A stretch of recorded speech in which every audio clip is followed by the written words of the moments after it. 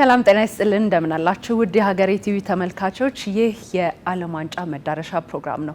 እኔ ሰላማዊ ደጀን ነኝ። ዛሬ በመዳረሻ ፕሮግራማችን እንዴት አይነት አስደሳች እንግዶች እንዳሉን አዩ፣ ኮች እና ሚሊሻ እንኳን ደህና መጣችሁ ማለት ፈልጋለሁ።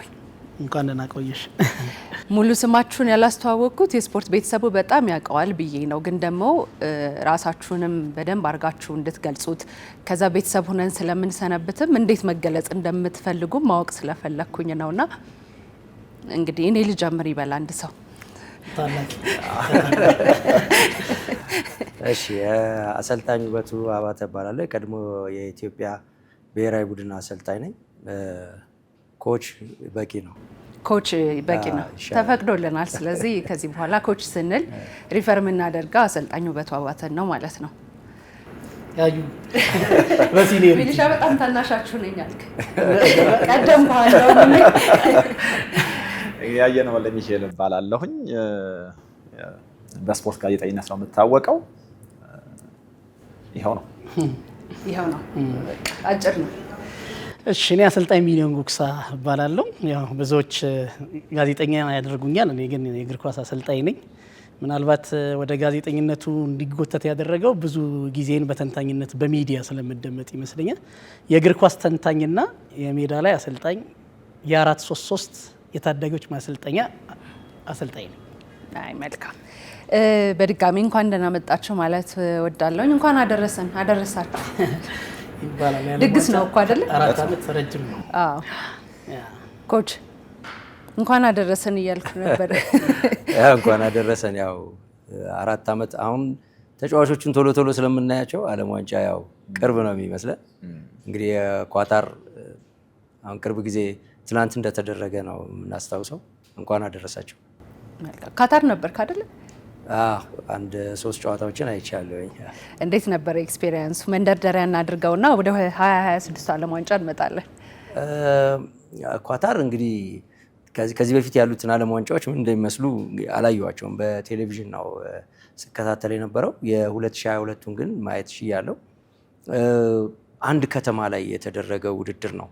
ለምሳሌ አሁን ከዛ በፊት የነበሩትን ውድድሮች ካየሽ አንድ ሀገር ላይ ቢሆንም ስቴዲየሞቹ የተለያየ ቦታ ነው የሚሆኑት እና በተመሳሳይ ሰዓት ወይም በተቀራራቢ ሰዓት ጨዋታዎች ቢኖሩ የተለያየ ቦታ ሄደሽ ኳሶችን መመልከት አትችይም።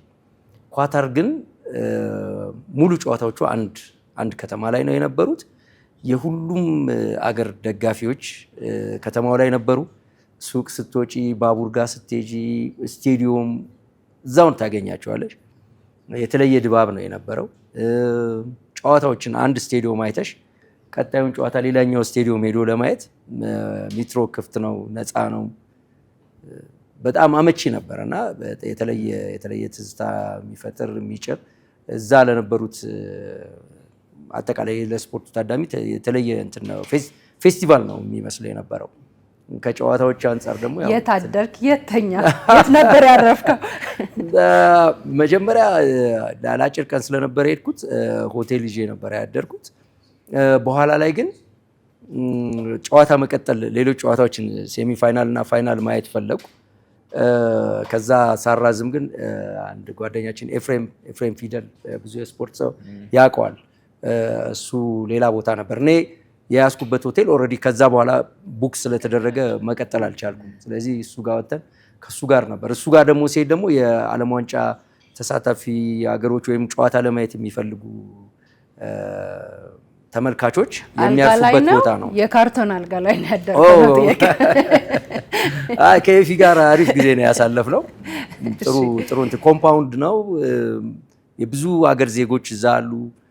ከኳሱ ውጪም ሌሎች መዝናኛዎች ኳስ መጫወት ምናምንም ስለነበር እንደውም አንድ የሚያስቅ አጋጣሚ ማታ ላይ እንደዚህ ጨዋታ ያልነበረ ቀን አብሬያቸው ኳስ ተጫወትኩ እና የተለያዩ ሀገር ዜጎች ናቸው እና 5-5 ሆነን ነው የምንጫወተው የዚህ የፉትሳል ሜዳ ውስጥ እና የተሸነፈው ይወጣል። የሆነ ጎልኛ ላይ ገባና ተጨቃጨቁ። ከዛ እኔ ገብቷል አልኩ፣ ራሳችን ላይ ነው እና ገብቷል አልኩኝ እና እንዴት ገብቷል ትላለህ ብሎ አንዱ በጣም እንትን አደረገኝ። ለምን እንትን በቃ ጎል ነው እንጫወት አልኩኝ። በኋላ ግን ተጫወተን አሸነፍን። ፋይናሊ እያወራን ነገርኩት፣ ኮች እንደሆንኩ ነገርኩት። አላመነም። በዛ አወጣውኝና አሳየሁት እንትን ላይ ጎግል ላይ እንደዚህ አድርጌ ይኸው ስለው ደነገጠ።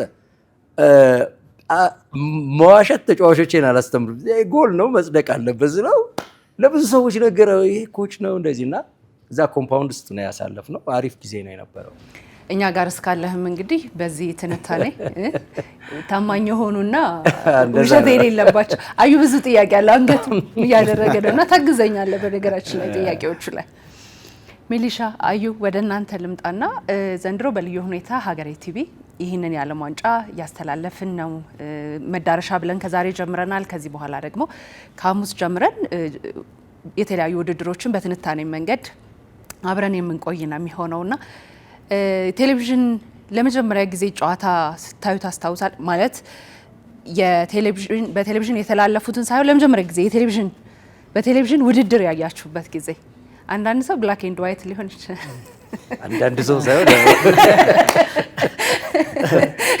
ቀበሌ ብዙ ቢያዩ ሰው ሪሞቱ ሊቀመንበሩ ጋር ስለነበር እሱ ከመጣ ነው የሚከፈተው። ቀበሌ ክበብ የነበሩ ሰዎች ክበብ ይዞት ከሄደ ሪሞቱን አይከፈትም። እነማን ናቸው ግን ሚሊሻ? እኔ ያንተን ነው መስማት ያለኩት። ይሄን የእድሜ ቁጥር በጣም ሸሽተዋል። አሬ ቴሌቪዥን ያው በጣም ውድ እንደዚህ አሁን ሁሉም ሰው ቤት የሚገኝ አልነበረምና ሰፈራችን እኔ ያየሁት የመጀመሪያ ዓለም ዋንጫ 98 የዓለም ዋንጫ በደንብ ነፍስ አውቄ ያየሁት። 94 ብዙ ማስታውሰው ነገር የለኝም፣ ግን 98 ጎረቤት ቤት ነበር እያጸዳን የምናየው እና የኳስ ፍቅራችን የሚሉንን ሁሉ ለማድረግ እንገደድ ነበር። ያኔ ደግሞ የክለብ እግር ኳስ የለም፣ ሊጎች አታይም። ስለዚህ የአፍሪካ ዋንጫ በ2 ዓመት በጣም ተናፍቆ ነው የሚታየው። የዓለም ዋንጫ ደግሞ 4 ዓመት በጣም ውድ ነው እና የመጀመሪያ ጊዜ ያየሁበትን ቤት እስካሁን ድረስ አልረሳውም። ከእግር ኳስ ጋር በፍቅር የወደኩበት ቤት ስለሆነ እስካሁን ድረስ ቤቱንም ሰዎቹንም ማስታወሳቸው። እኔ ከዛ ከለቅ ያለው ረጅም ጊዜ ግን በጣም ባለውለታዎቼ ናቸው። እንሄዳለን፣ እናስፈቅዳለን። ደስ ይለኛል፣ እንጋብዛችኋለን። አዩ የዓለም ዋንጫ በጣም ከለርፉል ኢቨንት ነው። እኔ የዓለም ዋንጫ የሚባለው ነገር ሲመጣ በራሱ የሆነ የበዓል አይነት ስሜት ነበር የሚሰማኝ። አሁን በእርግጥ እንደዛ ያለ ነገር አላይም፣ ግን ወደ ልጅነት ስንመለስ በጣም ብዙ የምደነቅበት ነገር ነበር። የዓለም ዋንጫ እንደደረሰ የምናውቅባቸው ነገሮች ነበሩና ለምሳሌ በየመንገዱ አንቴና ይሸጥ ነበረ፣ የጨዋታ ፕሮግራሞች ይሸጥ ነበር። ሚሊ እንዳለው ላይክ በየቤቱ እግር ኳስ ማየት አይቻልም ነበር። ሰው ተጠጋግቶ ነው የሚያው እና ተጠጋግተ ደግሞ ከሰዎች ጋር ስታይ ሁሉም ተመሳሳይ እውቀት የለውም። እዚህም እዚያም ሲገባ የሚጨፍር ሴሌብሬት የሚያደርግ ሰው ሊገጥም ይችላል እና ዓለም ዋንጫ እንደዚህ ባለ መናፈቅ የሚታይ ውድድር ነው። ሲመጣ በጣም ደስ እያለህ ነው የምታየው እና እንዳሁኑ ስማርት ቴሌቪዥኖች ሳይመጡ ያው እንግዲህ ውጭ ወጥተህ እንግዲህ ምናልባት ይሄኛው ትውልድ አንቴና ምንድን ነው ሊል ይችል ይሆናል። አይ ዶንት ኖ። እስቲ ወደ ግራ ወደ ቀኝ እየተባልክ በቃ እዛው ቁም ልትባል ትችላለህ። ደግሞ ኤሌክትሪካሊም እጅን ያዝ ስታደርገው ይሰራል እንጂ አንድ ሰው ሊቆም ይችላል ይዞት። የዘመኑ ትውልድ የውጭ አንቴና ካልሰራ ደግሞ ሄደሽ ቸብ ታረጊዋለሽ ከኋላ። አዎ እዛኔ ይመጣል። እንደዚህ ባለ መናፈቅ ነው የዓለም ዋንጫ የሚታየው። ሚሊ እንዳለው የ98ቱ የዓለም ዋንጫ በተወሰነ መልኩ እኔም እንደ መጀመሪያ የዓለም ዋንጫ የማስታውሰው ነው። ግን ደግሞ የ2002ቱ የኮሪያ ጃፓን የዓለም ዋንጫ እሱ ከመምህራኖቻችን ጋር ያጣለን ቀን ስለነበረ የሚደረገው ከትምህርት ቤት የሚያስፎርፈን ምናምን አጋጣሚ ነበር። 2002 ኮሪያ ጃፓን የዓለም ዋንጫ ጠዋት 4 ሰዓት ምናምን። አዎ እና ሞሮፍ 98 2002 ከዛ በኋላ ያሉት የዓለም ዋንጫዎች ናቸው እንግዲህ ትውስታ የሚነሱትና ብዙ ነገሮችም ቤት ነው ያየሁት። ቀበሌ የተሰለፈ ሰው አይደለም ከሞላለት ሰው ጋር ኮች አሁን እድሜው ተለይቷል። ማን ታላቅ እንደሆነ አይ ሚሊሻ እኮ በነገሮች ላይ እንደው እንደዚህ ከማየት ጋር ተያይዞ እንደው የዓለም ዋንጫ በጣም ትልቅ ድምቀት ሊሆኑ ከሚችሉ ሰዎች አንዱ የውበቱም የኔም የቅርብ ቤተሰብም ወዳጅም አንድ ተድላ የሚባል የጋራ ወዳጅ አለን። ለውበት በጣም የቀረበ እና እንደው ተድላ ኖሮ እንዴት የዓለም ዋንጫን አዲስ አበባ መጥቶ እንዳየ ሲናገር ብትሰሚ በጣም ትገረሚ ነበር። ለኳስ የሚከፈል ዋጋ ምን ያክል ትልቅ እንደሆነ ማለት ነው። እና ምናልባት ተድላ ሲናገር እዚህ ሀገር ቀድሞኝ እግር ኳስ ወይ ደግሞ የዓለም ዋንጫ ያየ ሌላ ሰው የለም ብሎ ሁሉ ነው የሚያወራው። ምክንያቱም ለመጀመሪያ ጊዜ በከለር ቲቪ እግር ኳስ ሲታይ 1970ን የዓለም ዋንጫ አይቷል። እሺ አይ እኔ ራሴን ያሰብኩት ነው ውበቱ ምናልባት ውበቱ መረጃ ላይ ያጋራል እንትን አሁን ሰሞኑን የአርሴናል አንድ ደጋፊ 22 ዓመት ሙሉ ስንጠብቅ ነበር አለች አሉ እና እድሜ ስትባል 21 እንዲህ አይነት ፉገራ ሰምቻለሁ። እኔ 1930ውን የውራጋዩን ወደዛ አጣጋችሁን እኛን። ኦፍ ኮርስ ተድላ ብዙ ከማየቱም በላይ የኳስ አቅሙም ጎበዝ ነው። የማስታወስ እንትኑም ትልቅ ስለሆነ እሱ በደንብ እንዳልከው አዩ ቀደም ብሎ ነው የኛም ሲኒየር ስለሆነ ብዙዎቹን አይቷል፣ ያስታውሳል። አሁንም ድረስ በኳስ በጣም ኦብሴስ የሆነ ሰው ነው። እኔ ችግር አለብኝ፣ ዓመተ ምህረት ችግር አለብኝ። ጊዜውን እንዲህ ነው ምናምን ዝም ብሎ አንዳንድ ኢቨንቶችን እንጂ የ19 ምናምኑን የ2000 ምናምን ብዬ አንዳንድ ሰው በጣም ፎቶግራፊክ ሜሞሪ አለውና ከነቀኑ ከነልብሱ ምናምን ያስታውሳልና የኔ ልጅ ሆኜ ህፃን ሆኜ ነው ማየት የጀመርኩት። እንግዲህ እድሜ ከቤት 12 13 ሲሆን አትሊስት ኳስ እናያለን ብለን መውጣት በሚፈቀድልን ሰዓት ወተን አይተናል አስታውሳለሁ። ናዝሬት ኒያላ ሆቴል የሚባል ነበር እና እዛ ነው ለመጀመሪያ ጊዜ ቴሌቪዥን እንደ ልብ ስለማይገኝ እዛ ነበረ ያየሁት። እዛ ነው የመጀመሪያው። እሱንም መግባት አንችልም እኛ ለስላሳ እንትን እንዳሁኑ አይከፈልም። የሆነ መጠጥ ነው ማዘዝ ያለብሽ። ስለዚህ እኛ ደግሞ ለመጠጥ የሚሆን ሳንቲም የለንም። ዝም ብለን ወይ ሰው እግር ስር ተደብቀን ምናምን ገብተን ያየ ነው። ጣሊያን 82 እሱን አስታውሳለሁ። ያ ሰዓት ነው ለመጀመሪያ ጊዜ ያየሁት። አክቹዋሊ እንደ አፍሪካም በጣም በተለየ መንገድ ሪፕሬዘንት የተደረግንበት ዓለም ዋንጫ ነው።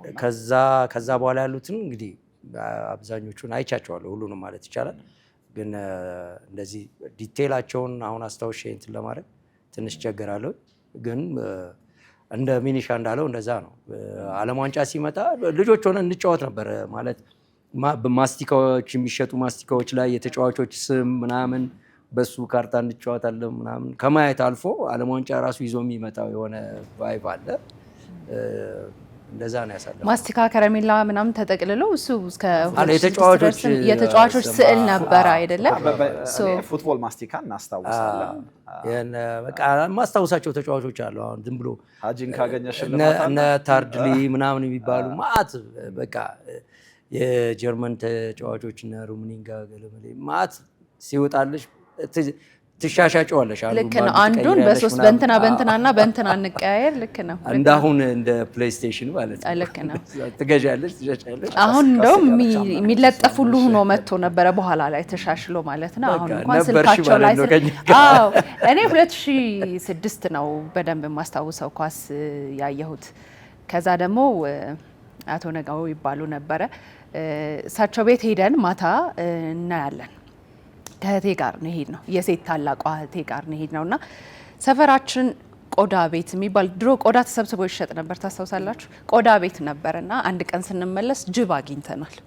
የእውነት ታሪክ ለማውራት በእውነት እና መተን ግን አልተናገርንም ቤት አዎ ስለሚከለከል ድጋሚ አትሄዱም ስለምንባል በቃ ያን ዘመን አስታውሳለሁኝ። እኔ ማለት በጣም የቅርብ ዘመን ነው ትውስታዬ እንዳንተ ነው። እኔም ማቀውን ሰው ሁላ እያጠፋሁኝ ነው እድሜ እየሄደ ስለሆነ መሰለኝ። ግን ብዙ ማስታውሳቸው ሞመንቶች ከዛ ጊዜ ነው የሚጀምረው። አሁን በዚህ አመት እንግዲህ በተለያየ ጊዜ በናሽናል ሚዲያ እያየን ነበረ ኳስ። በዚህ አመት ለመጀመሪያ ጊዜ ሀገሬ ቲቪ የዓለም ዋንጫውን ለተመልካቾቻችን በነፃ ልናደርስ ነውና እስኪ እሱ ላይ አንዳንድ ነገር ሪፍሌክት እናድርግና ከዛ ወደ ሌሎቹ እንገባለን። ከጋዜጠኛ ልጀምር። እንግዲህ የዓለም ዋንጫ ሁሉም ናፍቆ የሚያየው ውድድር ነው። ከዚህ አንጻር በቀላሉ ቤቱ ሆኖ የዓለም ዋንጫ ማየት መቻል ትልቅ እድል ነው።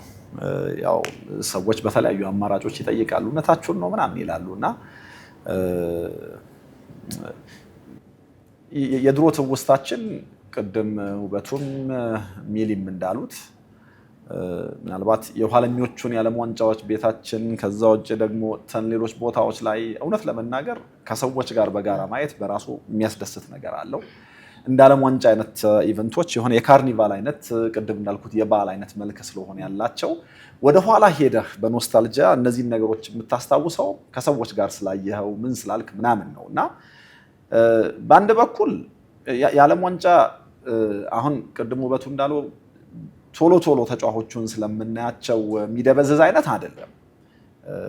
ምናልባት ሌሎች በደረጃ ወረድ ያሉ ውድድሮች እንደዚህ አይነት ስሜት ሊኖራቸው ይችላል። ግን 4 ዓመት ተጠብቆ የሚመጣ ውድድር ስለሆነ ሰዎች አሁን ተመቻችተው በተለይ ደግሞ አሁን አሜሪካ፣ ካናዳ እና ሜክሲኮ የሚያዘጋጁት የዓለም ዋንጫ ብዙ የኮንቪኒየንስ ጥያቄ የሚነሳበት ነው ከሰዓት ጋር እና ቤታቸው ሆኖ ቢያዩት የሚመርጡት የሚወዱት አይነት የዓለም ዋንጫ ነው። ስለዚህ ከዛ አንጻር ለሰዎች በጣም ጥሩ አማራጭ ነው ብዬ አስባለሁ። ፉክክርም ይፈጥራል እኮ አይደለ? ቢጫ የሚለብሰውን ነው የምደግፈው ብለው ኳስ አይቶ የማያውቅ ሰው ቤት ውስጥ አጋጥሟቸው አያውቅም። ዛሬ አረንጓዴ ከላይ ለለበሱት ነው ብሎ በቃ እንደዛ አይነት ደጋፊዎች አሉ። ከዛ ውስጥም ደግሞ የሆኑ ተጫዋቾችን ወደው ኳስ ደጋፊ ሆነው የሚቀሩ ቤተሰቦችም ይኖሩናል እና ብራዚል እንደዛ ነው። በጣም ብዙ ደጋፊ ቢጫ የለበሱትም ብሎ ነው።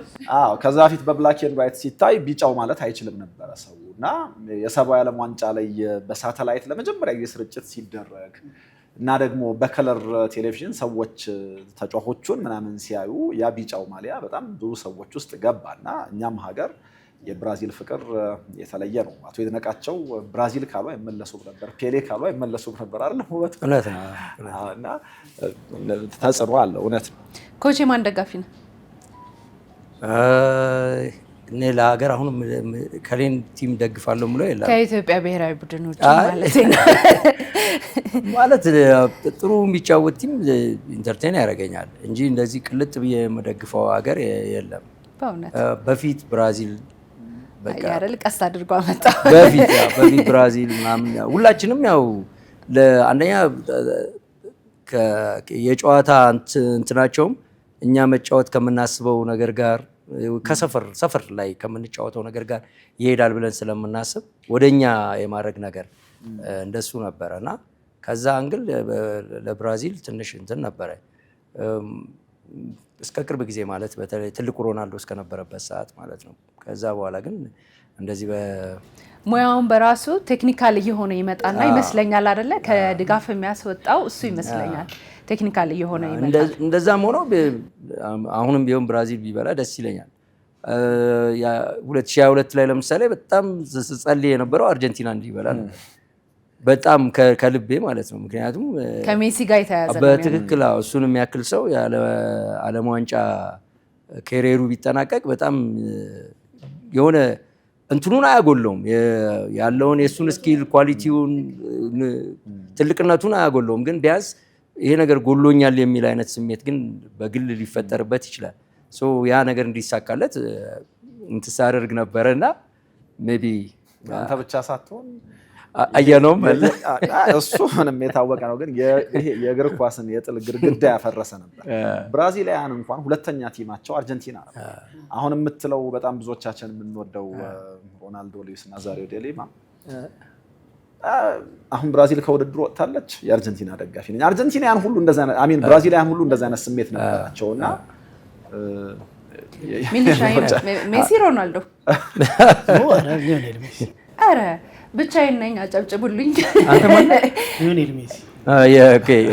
ስለዚህ በዚህ ዓመት ብቻዬን ነው ማጨበጭበው።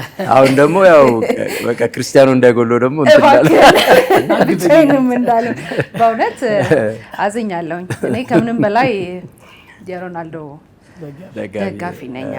ሜሲን አሳንሼ ሳይሆን ግን ሮናልዶ እሱ ስሜት ነው መጥፎ። አንዳቸውን ለማጀገን አንደኛቸውን ማኳሰስ ትክክል አይደለም። ሁለቱም በጣም የሜሲ ስጦታ ነው፣ የሮናልዶ ሃርድ ወርክ ነው ብዬ ነው። እንደ ሜሲ የሚሰራ ሰው ይህ እንደሚነሳው ቃል አጀንዳ ቀይረን እንመለሳለን። ያለ ሃርድ ወርክ አመት በቃ ስለ ሜሲ አውርታችሁ ስጨርሱ እመጣለሁ። እስከዛ አልሰማችሁም። ምክንያቱም አየሁት እኮ ኢነርጂውን እዚህ ሲነሳ።